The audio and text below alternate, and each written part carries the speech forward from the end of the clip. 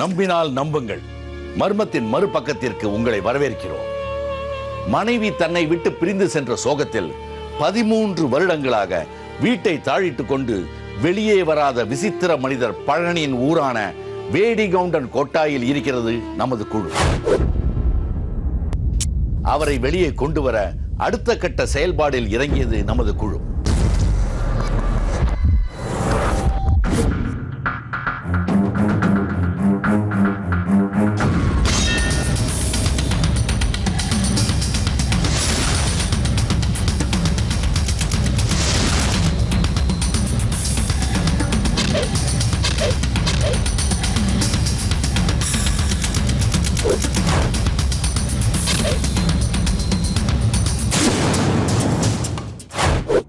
பழனிக்கு பிடித்த சிக்கன் குழம்பை திண்ணையில் வைத்து அவர் வெளியே வருவதற்காக காத்திருந்த நமக்கு எந்த பலனும் கிடைக்கவில்லை. நேரம் மட்டுமே கடந்து கொண்டிருந்ததால் இனி அவராக வெளிவரப்போவது இல்லை என்ற முடிவுக்கு நாம் வந்தோம். இனிமேல் அதிரடி நடவடிக்கை மட்டுமே சாத்தியம். முன்கதவின் நாதாங்கிகளை உடைத்து உள்ளே செல்ல எண்ணி கதவை வலுகொடுத்து தள்ளி பார்த்தோம். பழங்காலத்து கதவு என்பதாக அசையாமல் உறுதியாக இருந்தது. அடுத்து ஓர் ஆபத்தான முடிவை எடுத்தோம். அது வீட்டின் ஓட்டை பிரித்து உள்ளே இறங்குவது.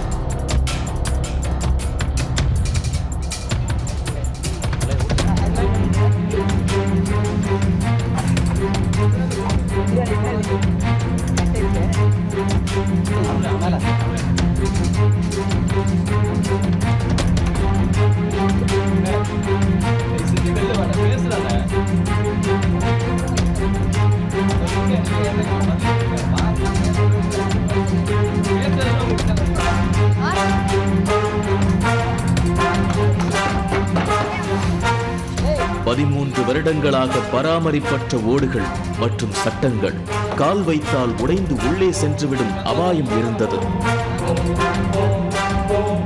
ஆனால் அதை தவிர பழனியை வெளியே கொண்டு வருவதற்கு வேறு வழியில்லை.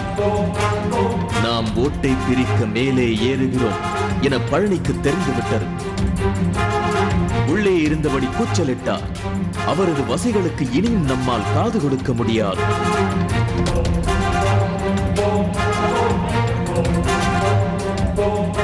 மேலே ஏறி சில ஓடுகளை பிரித்தோம்.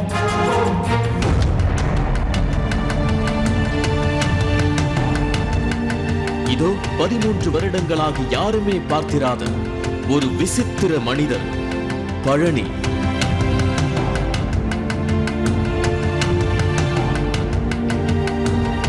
பஞ்சுமெத்தையில் துயில் கொள்ளும் அரசன் போல அழுக்கு முட்டைகளுக்கு இடையே ஒய்யாரமாக படுத்த வண்ணம் நம்மை வாய்க்கு வந்த வார்த்தைகளால் திட்டினார்.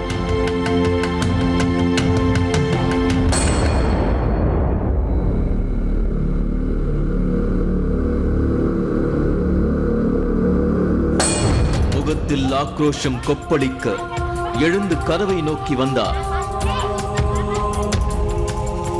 கீழே கிடந்த ஒரு கல்லை எடுத்து கேமராவை நோக்கி வீசினார்.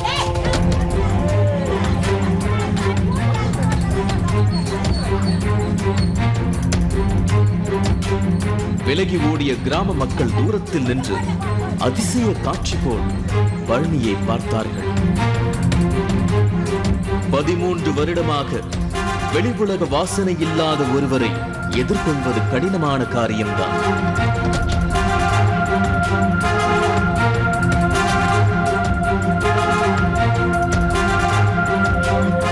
வேக வேகமாக கதவை திறந்து கொண்டு வெளியே வந்தவரின் ஒட்டுமொத்த கோபமும் நம் மீதுதான் இருந்தது. 13 வருடத்திற்கு பிறகு வெளியே வந்துவிட்டார் பழனி.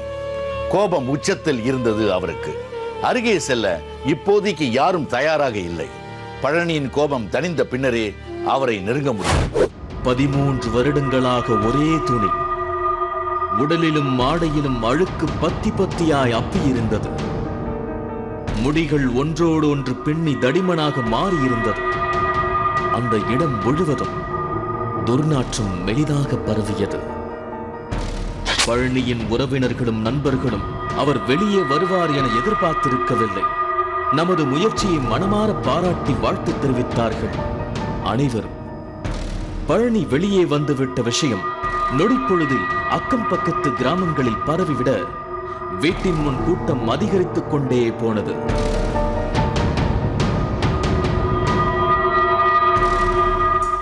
கடந்த சில வருடங்களில் பல வாரங்கள் பழனி உணவே எடுத்துக் கொள்ளாமல் இருந்தபடியால் உடலில் சத்தற்று இருந்தார் பழனி. அவர் பேசும் பாதி வார்த்தைகள் நமது காதுகளுக்கு வந்து சேரவில்லை. என்னன்னா உங்களுக்கு என்னென்ன பிரச்சனை?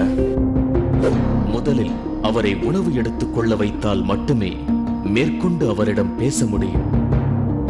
இத்தனை வருட தவத்தை களைத்துவிட்ட அவரால் சட்டென சகஜ நிலைக்கு திரும்ப முடியவில்லை. வெளியில் அமர்ந்து அவர் உணவு சாப்பிட்டு பல வருடங்கள் ஆகிவிட்டது. அதோடு மட்டுமின்றி உணவில் விஷம் வைத்து தன்னை கொல்ல முயற்சிக்கிறார்கள் என்று எண்ணினார் பழனி.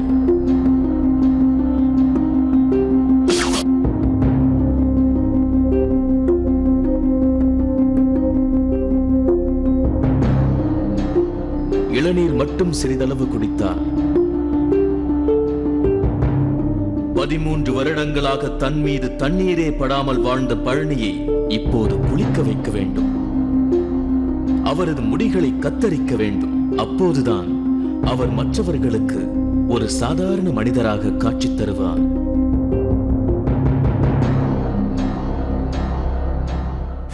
நம்தனை வருடங்களில் பழனி அதிகபட்சமாக அவரது அம்மாவிடம் 20-30 முறைதான் பேசியிருப்பார். மற்ற யாரின் கேள்விக்கும் அவர் பதில் சொல்லியதுமில்லை, பேசியதும் இல்லை. தமிழ் வார்த்தைகள் பலவற்றை அவர் மறந்து போயிருந்தார்.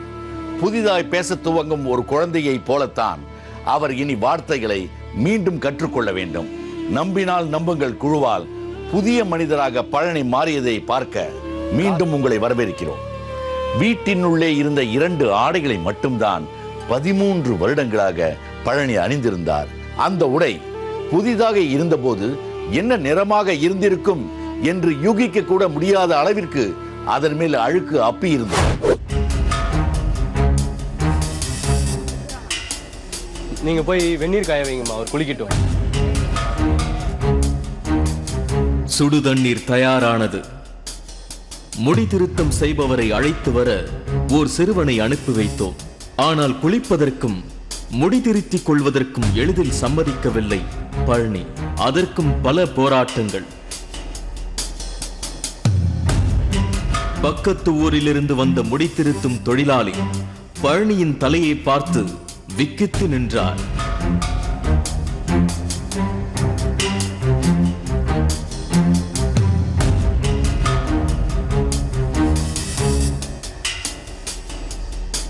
அவரின் தலையை தொடவே அவர் விரும்பவில்லை என்பதை அறிந்து நமது குழுவே அந்த வேலையையும் முன்னின்று செய்தது.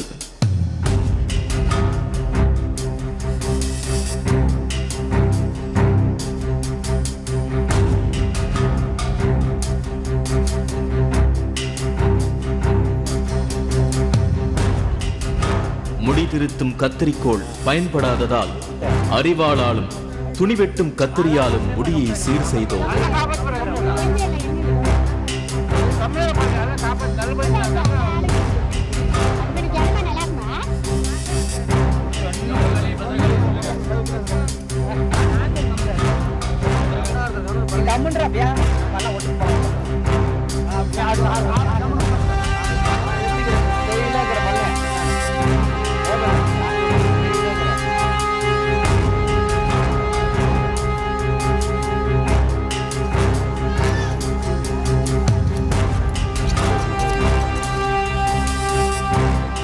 முடிக்குள் ஒளிந்து கொண்டிருந்த பழனியின் முகம் கொஞ்சம் கொஞ்சமாக வெளியில் வந்தது.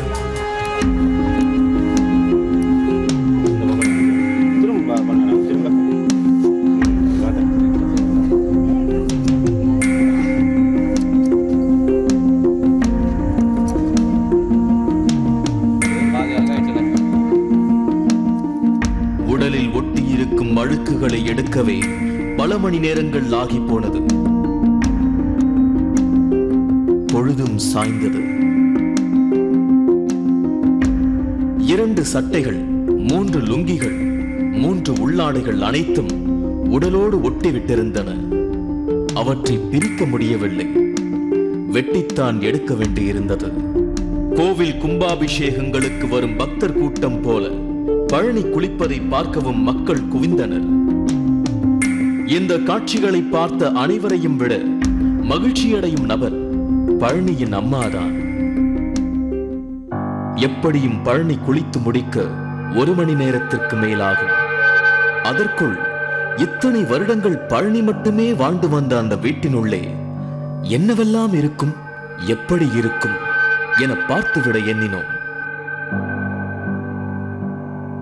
அனைத்து பொருட்களிலும் தூசு, ஒட்டடை, சில பாத்திரங்கள். இங்க இருக்க எல்லா ஜாமுமே பழனியோட 13 வருஷமா இருக்கு. யாரோட கைவும் படாம. 15 வருடங்களுக்கு முன்பு வாங்கிய டேப் ரெக்கார்டர் கேசட்டுகள், கிழிந்து போன சட்டைகள், பேண்ட்டுகள், எலிகள், பூரான்கள், தேள்கள் அனைத்திற்கும் அடைக்கலம் கொடுத்து வைத்திருக்கிறார் பழனி. தான் வாழ்ந்த வீடு இந்த கோலத்தில் இருப்பதை பார்த்த பழனியின் தாயால் அழாமல் இருக்க முடியவில்லை. வாய்விட்டு அழுது விட்டார்.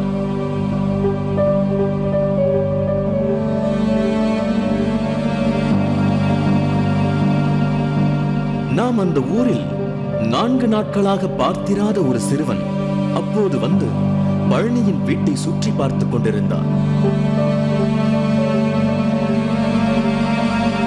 யாரென விசாரித்த போதுதான் தெரிந்தது அது பழனியின் 2வது மகன் என்று. 4 வயதில் தனது அப்பாவை பார்த்திருக்கிறார் இவர். அதன் பின்னர் தற்போதுதான் தன்னை யாரென்றே தனது அப்பாவிற்கு தெரியவில்லை என அவன் வருத்தப்பட்டது நமது மனதையும் கலங்க செய்தது.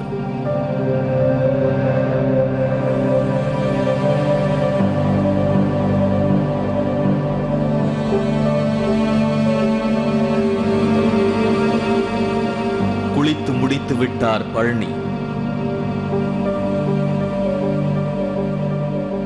புது லுங்கி, புது சட்டையுடன் மீண்டும் பழைய பழனியார் அவரை ஊருக்குள் ஊர்வலமாய் அழைத்து செல்ல வேண்டும் என்ற ஆசை நமக்கு தோன்றாமல் இல்லை. ஆனால் பழனியின் உடல் பலவீனம் அடைந்திருந்தது. நீண்ட தூரம் நடப்பது முடியாத காரியம். அவரது மனநிலையும் அதற்கு தோதாக இல்லை. அதனால் அருகில் உள்ள கோவிலுக்கு மட்டும் அவரை அழைத்து செல்ல ஊர் மக்கள் ஆசைப்பட்டார்கள். பழனியின் வீட்டிலிருந்து கோவில் சுமார் 500 மீட்டர் தூரம் இருக்கும். பழனியை தொடர்ந்து ஊரின் பாதி மக்கள் தொகை கோவிலுக்கு வந்து சேர்ந்தனர். உங்களுக்கு ஞாபகம் இருக்கா 13 வருஷத்துக்கு முன்னாடி இந்த கோயில் எப்படி இருந்துச்சு? மீண்டும் உங்களை வரவேற்கிறோம். பழனி இளைஞராக இருந்தபோது கிராமத்திலிருந்து 30 கிலோமீட்டர் தூரத்தில் இருக்கும் கிருஷ்ணகிரிக்கு சைக்கிளிலேயே சென்று வருவாராம். அவரது இளமை காலங்களை அவருக்கு ஞாபகப்படுத்த அவரை கிருஷ்ணகிரி வரை நமது குழுவே அழைத்துச் சென்றது. மறுநாள் பழனிக்கு இது ஒரு புதிய விடியல். சூரியனை நேருக்கு நேர் அவர் பார்த்து எத்தனை வருடங்கள் ஆயிற்றோ. இன்று பழனியை கிருஷ்ணகிரி வரை அழைத்து செல்ல நாம் ஏற்கனவே முடிவெடுத்திருந்தோம்.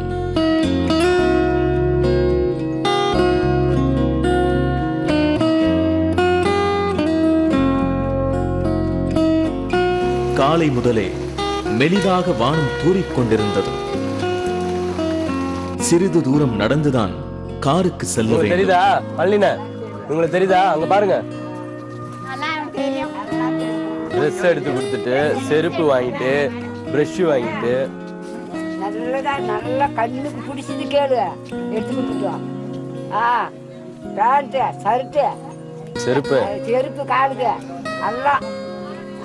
போகின்ற வழியில் தனது ஊர் இத்தனை வருடங்களில் எப்படியெல்லாம் மாறியிருக்கிறது என்று வியப்பாக பார்த்த வண்ணம் நடந்து வந்தார் பழனி. இதுக்கு முன்னாடி இங்க எப்படி இருந்துச்சு? ரோடு மண் தரையா இருந்துச்சா? எப்படி இருந்துச்சு? தார் ரோடு. வழி நெடுகிலும் பழனியை வரவேற்றனர் அவரது பால்ய காலத்து நண்பர்கள்.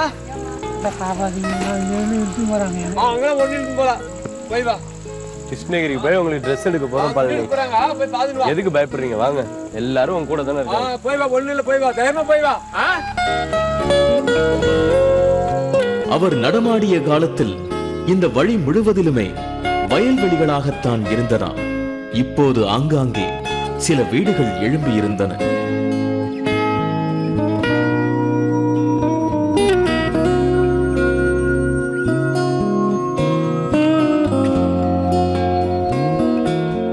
செல்போன் தெரியுமா?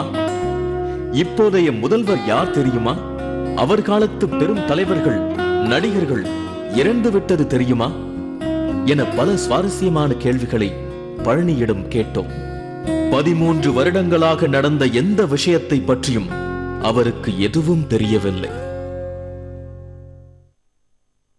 முன்னேற்றம் அடைந்துவிட்ட தமிழக தேசிய நெடுஞ்சாலைகளை கண் சிமிட்டாமல் பார்த்து கொண்டே வந்தார் பழனி. சாலைகளில் நம்மை கடந்து செல்லும் பல வாகனங்களை இவர் பார்த்திருக்க வாய்ப்பே இல்லை. உங்களுக்கு பிடிச்ச ஒரு இளையராஜா பாட்டு பாடுங்க. பாடுங்க, சொல்லுங்க என்ன பாட்டு நீங்க சொல்லுங்க. உங்களுக்கு அந்த அப்ப உங்களுக்கு என்ன பாட்டு பிடிக்கும்?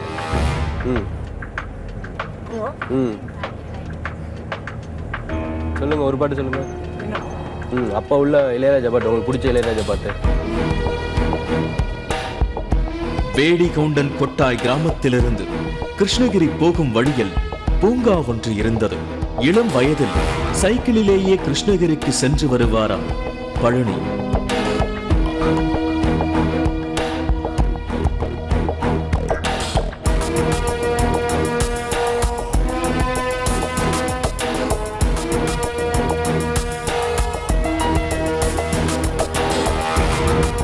கிருஷ்ணகிரி நகரம் கடந்த 10 ஆண்டுகளில் எவ்வளவோ மாறியிருக்கும். அதன் வளர்ச்சி அதனுடனேயே வாழ்ந்து வந்தவர்களுக்கு தெரியாது. ஆனால் 13 வருடத்திற்கு பிறகு புதிதாக இங்கு வரும் பழனிக்கு இது ஒரு பிரம்மாண்டமான மாற்றமாக தெரியும்.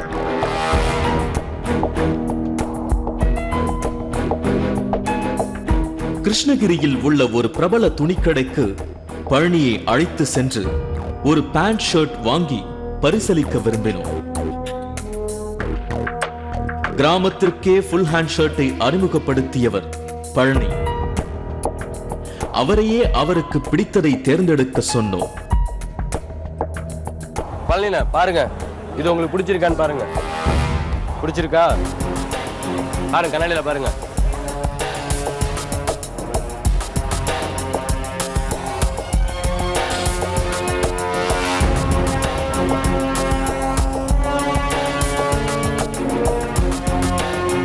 சில நிமிடங்களில் அடையாளம் தெரியாத அளவிற்கு டிப்டாப்பாக மாறினார் பழனி.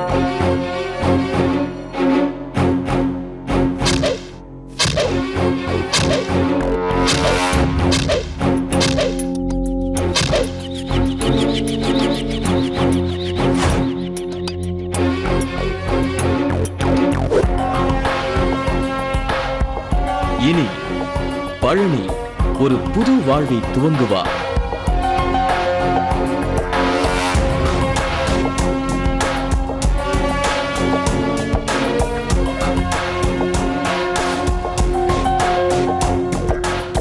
ஞாபகார்த்தமாக பழனியுடன் சில போட்டோக்களை எடுத்துக்கொண்டு அங்கிருந்து புறப்பட்டது நமது குழு. அவர் நன்றாக வாழ்வதை சில வருடங்கள் கழித்து மீண்டும் நாம்